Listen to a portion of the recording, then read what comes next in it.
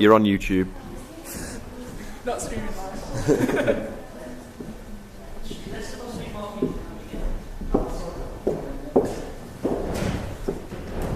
Okay, I'd like to introduce you to Rebecca, who's from the University of Lancaster, who's obviously going to talk you through student finance for the application process this year. Okay, hi there everyone. As Mr. Butcher just said, my name is Rebecca Heron and I work within the UK Student Recruitment and Outreach Office. So I'm not a student finance expert. Yes, part of my role is talking to students looking to go into university about student finance, but I also talk more generally about higher education and university courses and about Lancaster. But what we're going to do today is talk about student finance. Now, it isn't the most exciting topic, I'm afraid. There are a lot of figures, there are a lot of tables, but it is a really, really important part of going to university, and having an understanding of the student finance system is really important. Now, a lot of you will have seen in the media that there's been a lot about student finance. There's been a lot of people thinking about the changes in student finance. And people saying things like, well, I already know it's going to be expensive. What's on offer is expensive. And people are worried about, well, is it worth that debt? Is it worth the investment that you might make in going to university? And can you afford it? Is it still an affordable and worthwhile option? Now, all those 3 points are very important, and lots of people are asking questions about those. So what I'm going to do is try and cover those in what I'm saying tonight. So we're going to start with a little quiz. I'm not going to do all the work tonight. I've had a full day at work, as I'm sure you guys have in the room. So we're going to have a little quiz to see how much you already know about student finance. So, what is the maximum tuition fee that universities can charge per year for their courses in 2013? And you can apply for student finance for every term, only in your first year or for each year of your course. Correct. Okay, so you get the idea? You get 3 choices. You have a student loan. If you have a student loan, are the repayments based on the size of your debt, how much you earn in your job, or your credit rating? B. How much do you have to earn before you start repaying? Is it 15,000, 18,000, or 21? 21. It is 21, and it's based on how much you earn within your job. So you already know quite a bit about student finance. You already might think that you know everything about student finance, but there are a few different aspects that it's worth talking through and going into a little more detail about in terms of the application process and that type of thing. So what are the key facts about student finance? Well, student finance is a study first and pay later scheme. So in previous years, in previous times, you had to pay your tuition fees up front, and then the student loans you pay back at a later date. That's changed in the current system. So in the current system, everything is study first and pay later. So there is a package of financial support available. So there are higher education grants, there are student loans for maintenance, and there are university scholarships and bursaries as well. So there's 3 different types of support that you can get in terms of student finance. So, student grants. Well, grants are for students from England. There are slightly different systems. Obviously, if you're from Scotland, Wales, Northern Ireland, or whether you are an international student from overseas. So if you have a different background, it's worth checking what your eligibility is, because sometimes it's based on residency, sometimes it's based on kind of your own individual circumstances. But for students from England, there are cash grants available. A grant is a grant. It is a non-repayable amount, and it is based on household income. So depending on household income, that depends whether you are eligible for a grant or not. Now, on one of my later slides, you will see that students from lower household incomes are eligible for a higher level of grant. As you work down the scale and get to 0 in terms of the grant, those students are actually eligible for a higher amount of student loan. So there is a slight balancing out in terms of the system. Obviously, grants are non-repayable and loans are repayable, so that's where the difference comes in, but there is extra funding available for students from the higher household incomes on the maintenance loan side. Now, there are different types of loan, and the loan depends on A, where you're studying, and B, whether you're studying in the UK or abroad. Now, most of you will fall into the elsewhere category, the middle category on there. So that will mean that you're living away, so you're not living with your parents, but you're not studying in London. If any of you are looking to study in London, then you can apply for a higher maintenance loan. If you are looking to stay at home and perhaps commute to university as well, though you are eligible for a loan, you can get a loan in that situation. Also, if you are studying abroad, so if you're looking at doing one of the four-year courses that has placements abroad, you can still apply for a student loan in that year as well, and you'll see that it's slightly higher than the elsewhere amount, because obviously there is an appreciation that you might want to travel home or travel out to different places while you're there. So what does it look like as a total? Well, this gives you an idea. I appreciate this is quite small.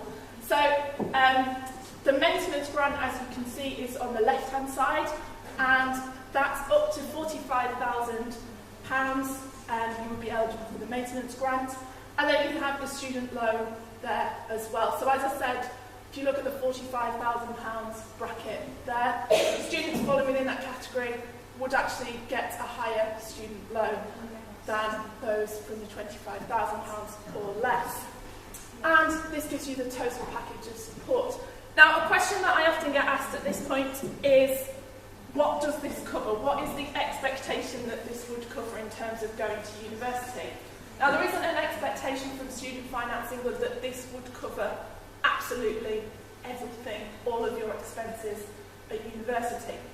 This will cover at least your accommodation costs for the year, but there is an expectation that students will potentially have to fund their studies at university, either from work, either from bursaries that the university might offer, or from a supplement from parental income.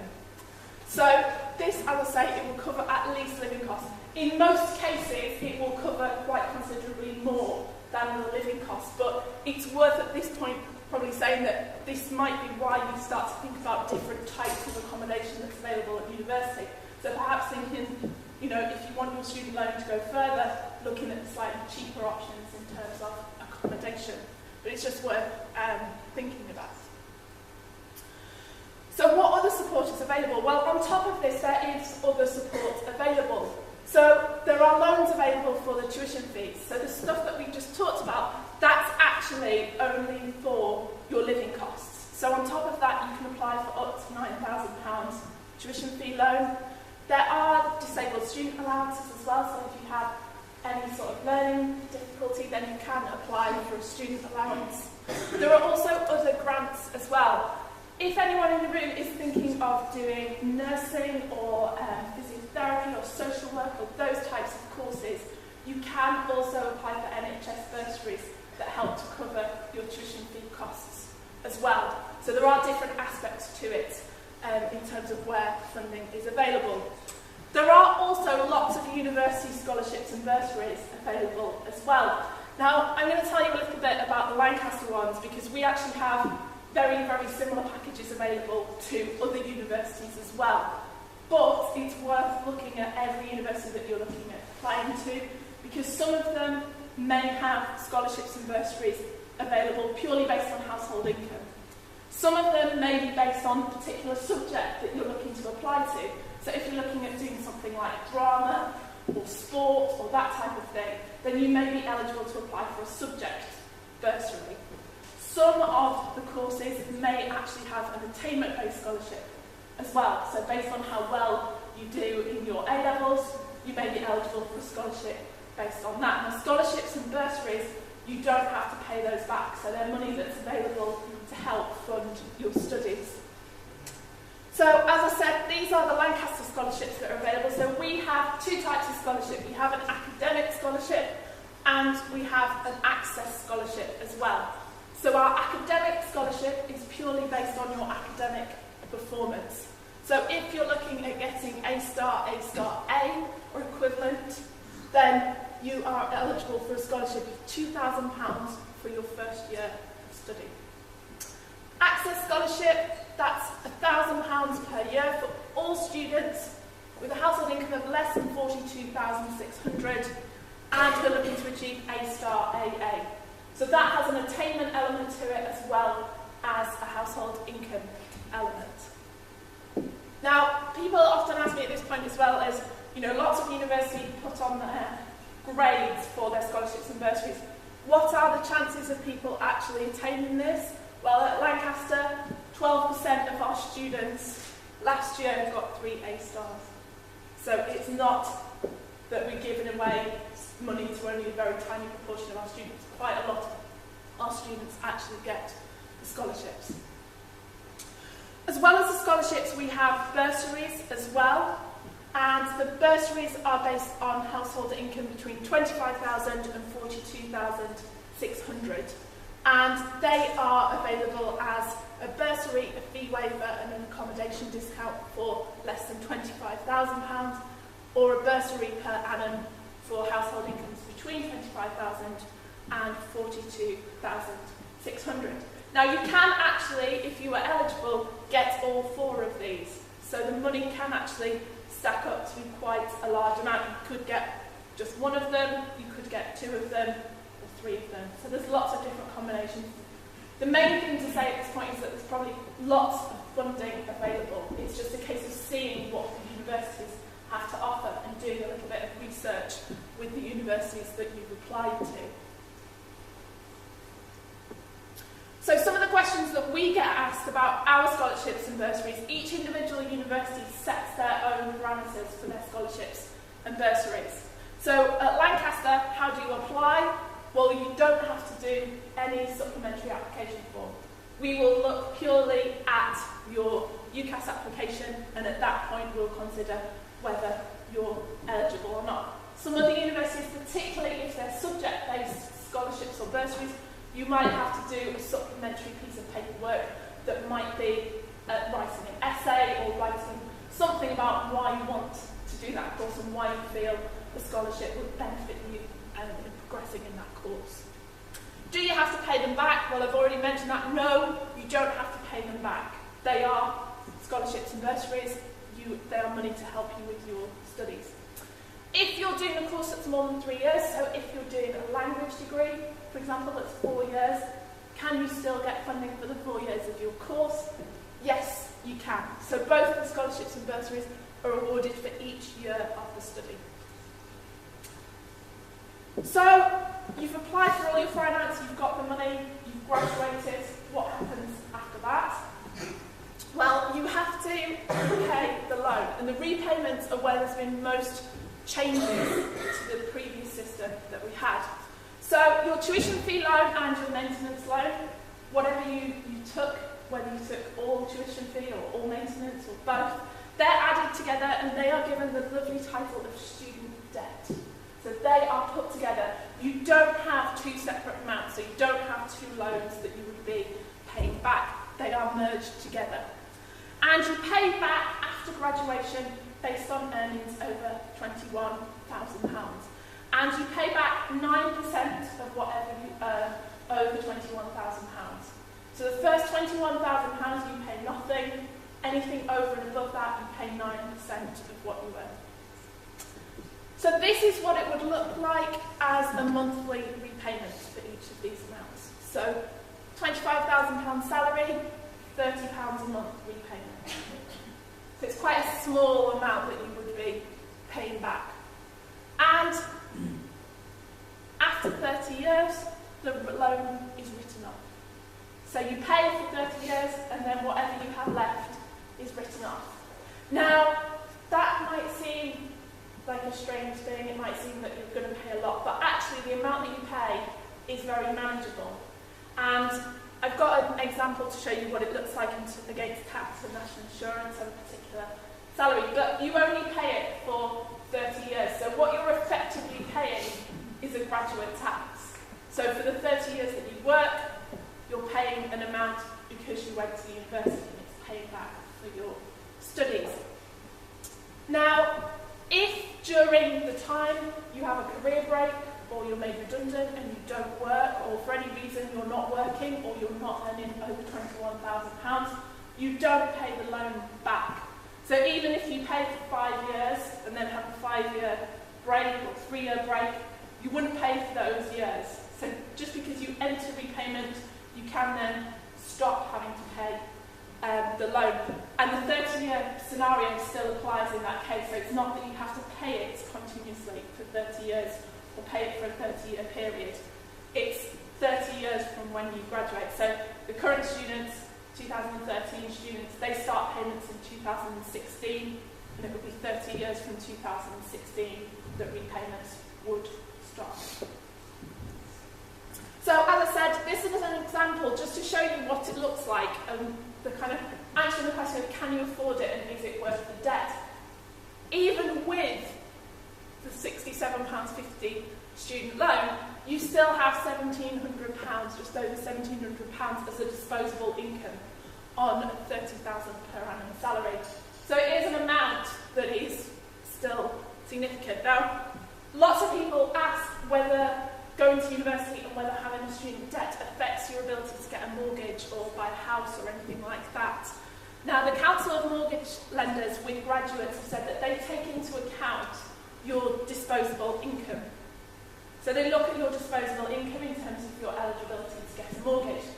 So arguably, you're £67 a month worse off in terms of your disposable income, but you still have a disposable income, so you're still eligible to get a mortgage. It's not going to say you can't get a mortgage because you've got X amount of student debt.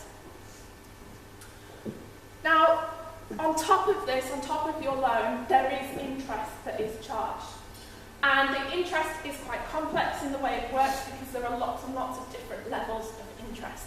So, interest on your loan while you are studying and up to the April that you leave university is charged at the retail price index plus 3%. Now, the retail price index, you might not know, you might know, that's published each month, and it's a figure that changes, and it's based on the economy, it's based on the cost of various things. So it fluctuates anywhere between sort of 3% and 5%, depending on inflation and depending on the economy. So it can be an amount that changes during your studies. From the April when you leave university, if you're earning below £21,000, it's applied at the rate of inflation. Graduates earning between £21,000 and £41,000, interest is applied at a gradual scale. At the moment, we don't know what that gradual scale is. We will hopefully know once students enter repayment in 2016. But at the moment, we don't know what that scale will be. It will be somewhere between the rate of inflation and the retail price index plus 3%. That's been set as the cap that interest will be charged at. Graduates earning above £41,000 are charged more interest, because the idea is that the students will be paying more back when they're earning more, so therefore interest will be charged at a higher rate. Graduates earning. So in my 3 questions at the start, I said, is it worth it? Is it worth all the debt? Well, just to give you a little bit of an idea of graduate salaries and graduate earnings, average non-graduate salary for 2012, £13,000 to £16,000. It's hard to be precise because you don't get a job advert that says that you want someone that's age 21 who hasn't been to university but has worked for 3 years. So you don't get that. So it's hard to be very precise, but it's around 13 to 16,000. The average graduate starting salary for 2012 was 25,500. So you'll see that's quite a significant gap between those, and there's no evidence that that gap closes over time. Okay, so you're all at the stage now where you submitted your UCAS form, you're starting to get offers back. And now's also the time to start to think about actually applying for the student funding and student finance as well. So the website that you will go to, it used to be called directgov.uk, but it's recently changed to be gov.uk. And on there, that is where you register and apply for student funding and finance.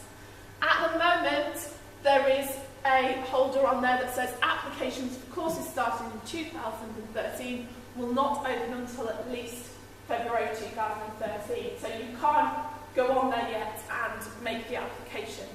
You can go on there and sort of keep looking to see when it is. They haven't announced the final date. They usually announce a date towards the end of January to let you know when you can start submitting that. But even if you're at a stage where you don't know exactly which university you want to go to, you can still start on your student finance application. And once you know where your conditional firm is going to be, you can just amend that within the application process. So just because you don't know where you're going to go, shouldn't mean that you delay submitting your student finance application. Okay, we haven't got anyone. I'm assuming we haven't got anyone from over the borders in here. So I'll move on to this.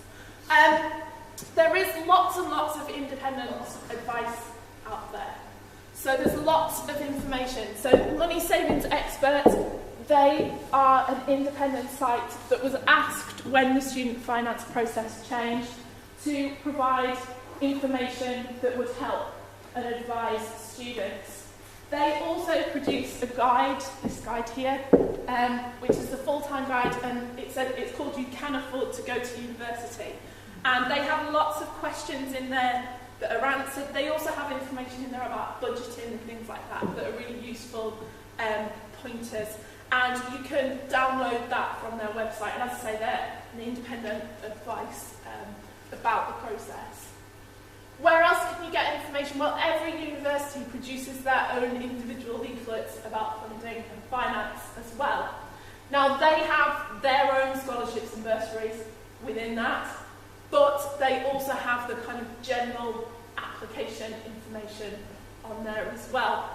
The most up-to-date information is probably on their website because these can be produced quite a long way in advance. For example, our prospectuses we produce in February for the following year. So at the moment we're working on our prospectus for 2014. So I would say the most up-to-date information would be on the website.